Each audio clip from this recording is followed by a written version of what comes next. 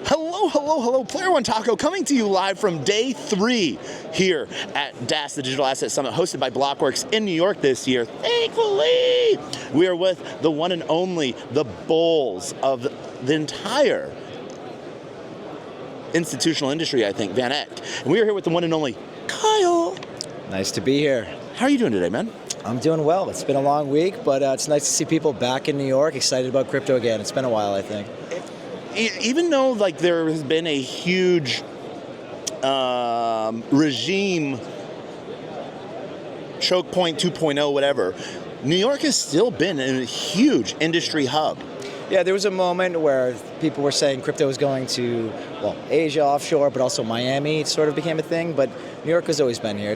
It's a small location with a lot of crypto people that are easily accessible, right? Yeah, and then I know even like a lot of institutions, they literally just had to have an office over the river in Jersey so they could do their digital asset side of things. Yeah. VanEck's sort of been on the forefront of like, not only, I don't want to say pro NFTs, but pro culture. That's right. You know, what do you think of NFTs? I would say we were pro NFTs for sure. So we actually launched, we were the first asset manager to launch an NFT a few years back.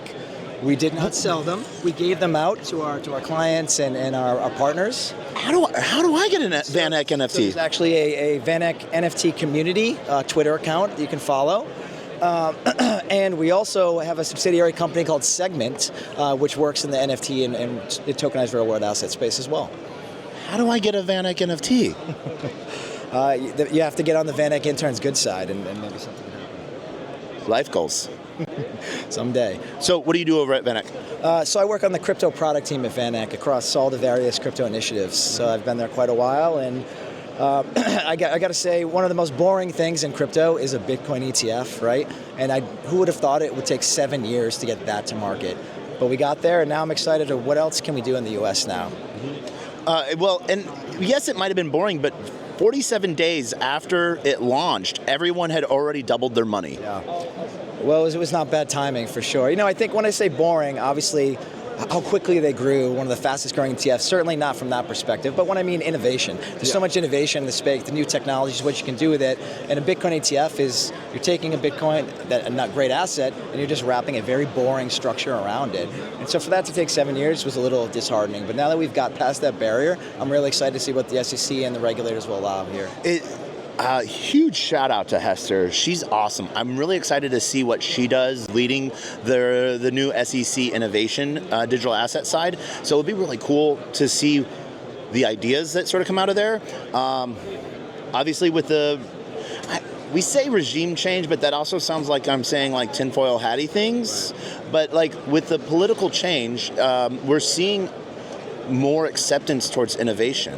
And more like almost like a brighter future of things can be built in America, or just like that people, the gold standard of that having a business in America on an international level, people feel protected doing business with an American business. I think that's right. I mean, I think, you know, you hear a lot of these anecdotes, but a few years ago, a lot of crypto startups are moving offshore.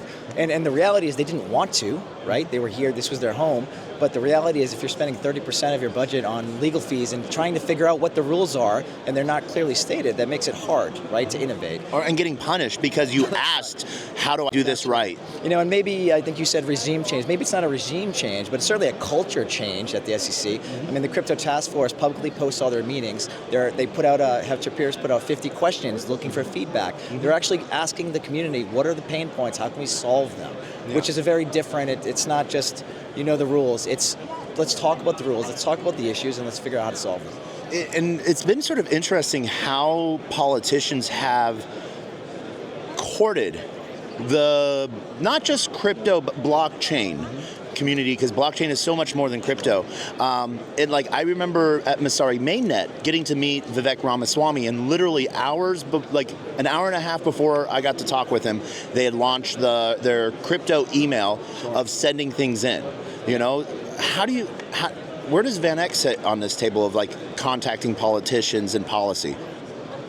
Yeah, look. If you can answer that. Sure, yeah, I mean, I can say we're a $120 billion asset manager, so obviously we're engaging with regulators and politicians constantly, not just for crypto, but just through normal business activities. We've always had a great relationship with the SEC. I think it was a tough situation under the last administration. I think it's, like I said, a lot of the folks that are there, it's not like it's a whole new SEC. A lot of these great folks who have been there are still there, but now they're able to actually engage and really, I think we'll see some, once Chairman Atkins is actually appointed, I think we'll see some great movement in that space, and I'm looking forward to it. And I think Hester Pierce already said that, right? There's some low-hanging fruits that they're looking to address right away. Yeah. In-kind creation redemptions in the ETFs, figuring out how can we get staking in these ETFs. These are kind of simple. Europe has had that for years in these products. There's no reason the U.S. shouldn't be able to figure that out. Yeah, we've seen a big innovation like in Australia as well with stables. We've seen Japan even move forward, and Europe moving forward with MiCA and stables, and even now they're, I think the correct term is ART, they're asset reserve tokens. Right. Yeah, and I think, look, we look at most larger countries or regions like Europe, Australia, Brazil, for instance, sort of put guidelines in place over the last few years. They're not perfect. We can pick and tie and say this doesn't make sense, et cetera. The reality is having some guardrails allows you to build the business to fit. When you don't know what those guardrails are, it's very difficult to build a business. Like punishing me for not knowing what's. That's right. That sounds like almost every relationship I've been in. I don't know what I did wrong. I'm sorry. I apologize. Oh, I did it wrong again. Exactly. But no, I don't know if this is a tidbit you know. So MiCA regulation, EU, that was actually written by an American here in New York. Did you know that? I did not. That's a nice little fun fact. Shout out to Republic.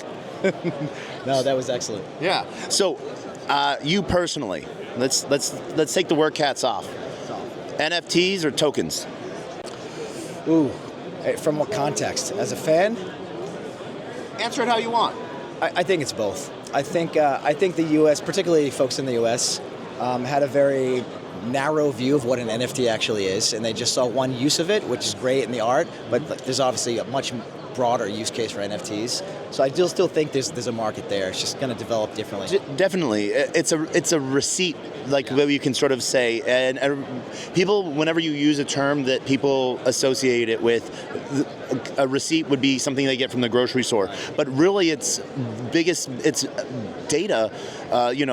Ship captains, when they would transfer cargo, were given receipts. Inventory is a receipt. Asset management, inventory control. Every bottle of Peroni since 2021 has been on blockchain. Every can of Peroni beer, you can scan the QR code and it is an NFT. Asset management at its finest. Yet the vast majority of folks, if you say NFT, they're thinking of a Bored Ape or something. That's their whole concept of what an NFT is. Bored Ape, Skim, something like that. So why did VanEck choose a pudgy penguin over a Bored Ape?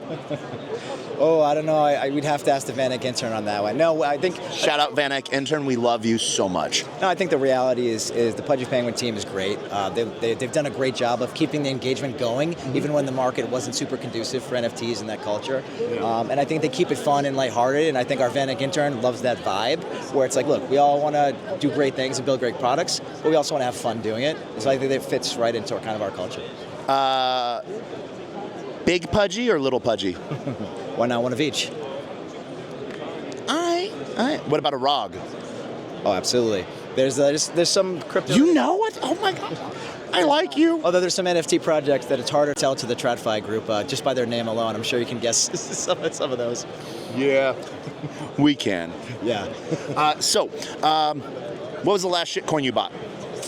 Oh God. Depends on what year, because the last shitcoin you bought. Oh God. You know what? I love them all. None of them are shitcoins to me. Meme coin, then. We'll call it a meme coin. You know, I have not been a big buyer of meme coins. I think, actually, one of our portfolio managers said it great. We don't invest in meme coins as part of the firm, but there's no reason why that ecosystem shouldn't exist. If there's sports gambling on your phone, why can't you have the ability to buy meme coins, right? It doesn't mean everyone's for speculation. Some of it's culture, some of it's speculation, and that's okay. It doesn't have to compare with an actual true financial investment. I see your elusive manner here, sir. Last NFT you bought? Haven't bought an NFT in probably a couple of years. Okay. The one I'm thinking of is the name I probably don't want to say. Say it. We'll ask the VanEck intern. Oh, man. Put it to the intern. All right, so. Maybe we'll have to do a poll and have the VanEck intern talk about some of their. We might have to do that. We might have to do that. So then here's a really big question for you. DAS, it is a lighter mood this year. It's not in London, so not everything is under Chatham House rules. Chatham House rules allows for free-flowing conversation, but then everyone's sort of like guarded, like, I can't learn anything from this because I can't like pass this really on. Do you think New York or London is a better place for DAS? Look, they're both great. What stood out to me, and I've been to Permissionless and DAS and a lot of the other conferences, what stood out to me the most now was I met a lot of folks from Europe, from Asia, who frankly hadn't been coming to the US conferences the last few years. Yep. And I met them today and they said, it's been 2 or 3 years since we've been here. The culture has changed here. We feel like the tide is shifting. And so there was a lot more excitement at this DAS. And part of it is the location, and part of it is the timing. Yeah. And so I'm really excited. Perfect storm. Yeah, absolutely. Okay, so before we wrap this up, there's been... What has been the most innovative question that someone has asked you? Because I'm sure you've talked and you basically just repeat over and over again the same spiel. What's been the curveball question? Curveball? Besides this one. I think it was, what was the last shitcoin you bought? I heard that recently. All right. No, I think, the reality is a lot of our clients are really just getting started on their journey to Bitcoin, Ethereum. And so, for years we've been pitching and educating on Bitcoin, Ethereum. I think now the market gets that, or the retail market gets that. And so now, like I said, the Bitcoin ETF in some aspects is one of the most boring products out there. And if you look around at these booths here, at all the innovation, technology, assets beyond, whether it's Solana or Avalanche, which are 2 other filings we have with the SEC, I think there's a lot to look forward to. So 21 Shares filed a Polkadot. Is VanEck going to file a Polkadot? We'll see. There's a lot of assets we love. We have a liquid token fund that invests in a lot of these assets. The reality is we won't launch an ETF on every single asset. There's a lot that goes into it. It's not just if it's a great project. It's doing it right. There's a lot of work behind it, and also knowing your customer base. Exactly. And that's the reality, because even if you don't launch a certain asset in ETF, it doesn't mean you don't like the asset. It means that the buyers of that asset may not be the buyers of that token. They have to be the buyers of the ETF version of that token. And what's really cool is a lot of people, as we like to wrap things and make index tokens and baskets on chain, institutions can take other institutions' products and wrap them into their own thing. That's right. You see that traditional side all the time, right? So a fund will be included in a model. We see that in crypto all the time. I think Coinbase offshore launched the Coin 50, right, which is essentially a basket product, which institutions are going to love to be able to use that. Right now it's offshore. Hopefully we'll see that in the U.S. at some point.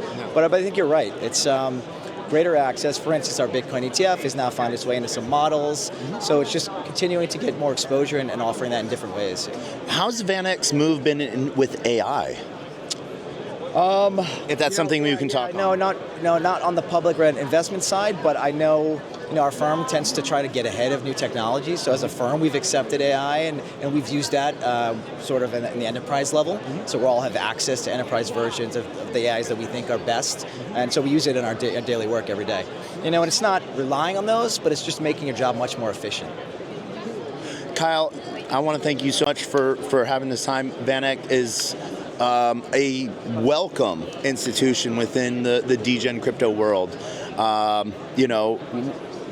Is VanEck just an institutional play, or are you a retail play at all? We're all over the place. VanEck has been around since 1955, and the reality is, to be frank, some of our larger institutional investors ask, well, why do you guys, particularly in 2017, why are you guys even going into crypto and Bitcoin? And the reality is it fits exactly into what our ethos is. We were the first fund to create a gold fund. We were the first early to be in emerging markets in China. We were early in ETFs. We've always tried to innovate and find new areas. And in 2017, Jan VanEck, our CEO, found Bitcoin, fell in love with it, and said this space is somewhere to look forward to. And it's somewhere we're not stopping. It's not a product. It's a sort of whole industry that we're seeing develop, and we're really excited about it. Nice. Anything last you want to say to DAS or anyone else? Or you have a message for your mom? Mom, I love you. I will call you right after this interview because I probably owe you one. And you know what? DAS was fantastic. There's a lot of conferences. I remember back in the day there was only 1 or 2 a year. Now there's practically 2 every month. But the Blockworks team does a great job, and so I'm really happy to be here, and we'll be here at the next one. All right. See you on the flip side.